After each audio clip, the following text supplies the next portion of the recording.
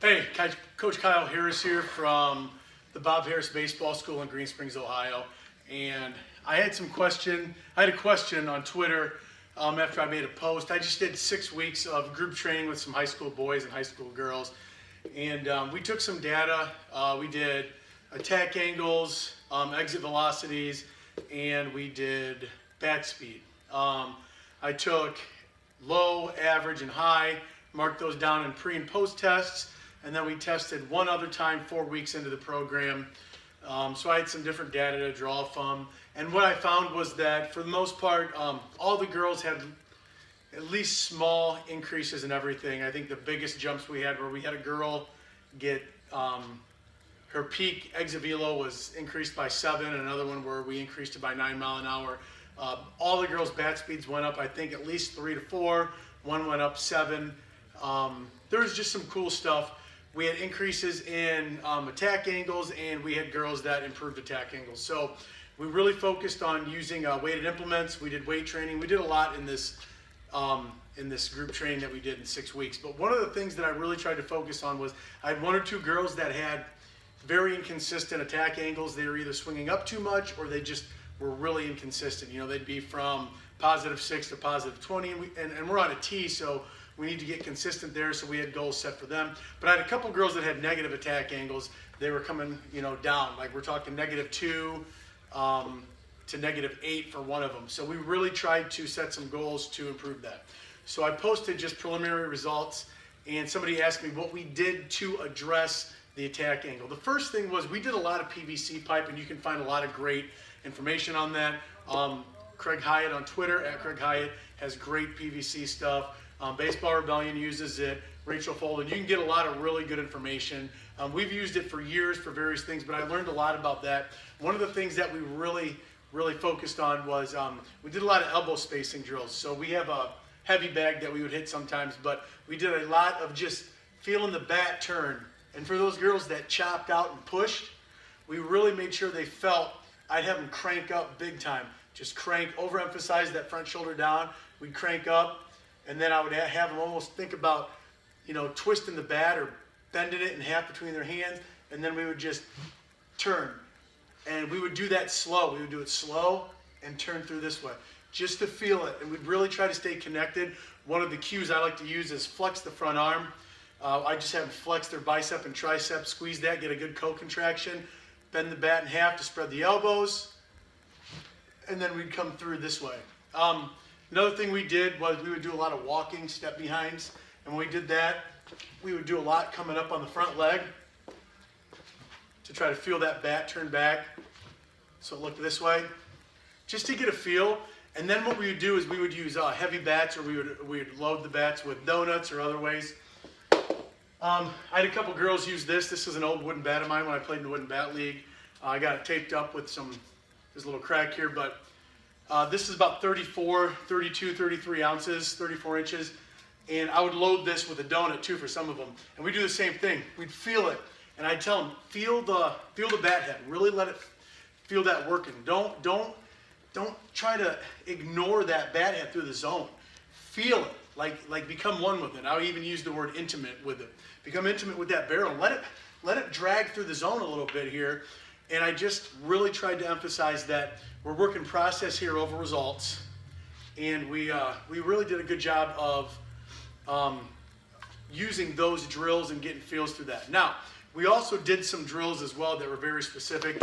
One of my favorites, we used to call this the overload drill. Some people I think call it 3/4, but I would have them get to basically where their hips would be. We want to lead with the hips. I'd get them open, maybe like a 45, and then we'd turn in. And a lot of times we'd turn in here, and I'd get girls just chopping and throwing the hands. We've done this for years to try to get that bat this way. So I would have them move up a little bit so they would be forced to kind of catch that ball deep and really get that barrel back. Because if they push here, they're not going to hit it. And then our cue was always hit the ball above our head. So we would hit into the nets here. You can see we'd be hitting into these nets a lot with tees.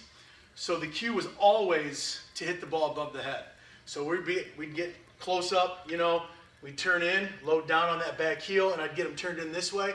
And then from here, the focus would really be to work and throw that barrel in deep and work up. We did a lot of that. You can call that 3/4 or overload drill. That's a drill that I really like to use for increasing that attack angle if a kid's working down or pushing that bat.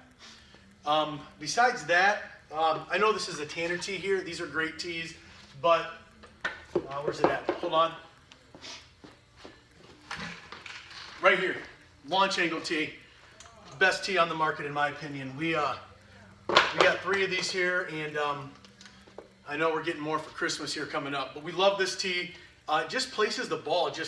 I really recommend getting the actual tee, not just the topper. The topper is great, but just that angle, that visual angle. I've actually had kids where I put on the Tanner tee and they're working down or flat, and I put them on this, and automatically I've got side-by-side video I've taken to show kids, now you're working up.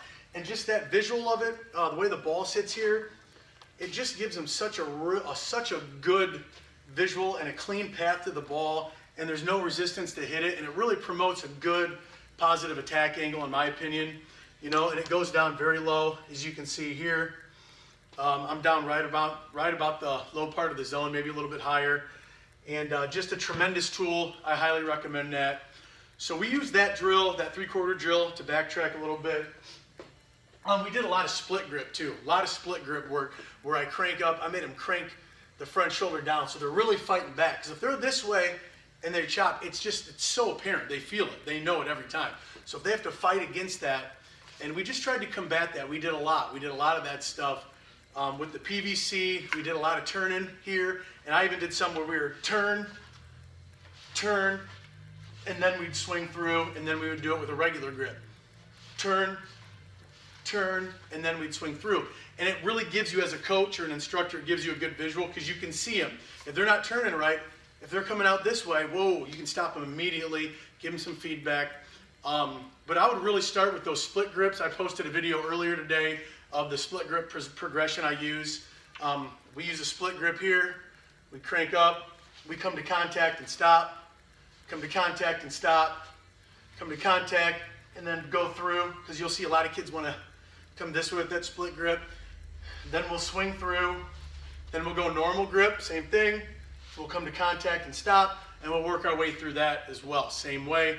And then I'll load it with a weight so they get that feel of the bat. And just tell the players, right now it's December still, late December, but we got time before high school season starts. They've got to start feeling that bat. Don't be scared of the barrel. Don't try to throw that barrel through the zone too fast. Let that barrel help you work to the ball. And you'll find that path that's natural for you. You can research it. If your exit velo is super high, you can hit the ball a little bit higher. If it's lower, you're going to have to stay, between that 10 to 20 degree launch angle range, and you're going to have a little lower of an attack angle. But really, primarily what we want to do is we want to get that bat as close to pitch plane as possible, as early as possible, stay on it as late as possible, and that's what these drills do. The split grips there, the 3/4 drills, and there's more, but using that and using the PVC pipe can really go a long way in increasing or improving the consistency of a player's attack angle. If you guys have any questions, just hit me up at HossJob on Twitter, or you can email me at battersbox@yahoo.com. Find me on Facebook. Hopefully our website, bobharrisbaseball.com, is up soon. If not, just find me on the social media, guys. Thanks to everybody that's helped to teach me, and thank you guys for following this. Hopefully this was a video that you learned something from and can help your players to improve their performance.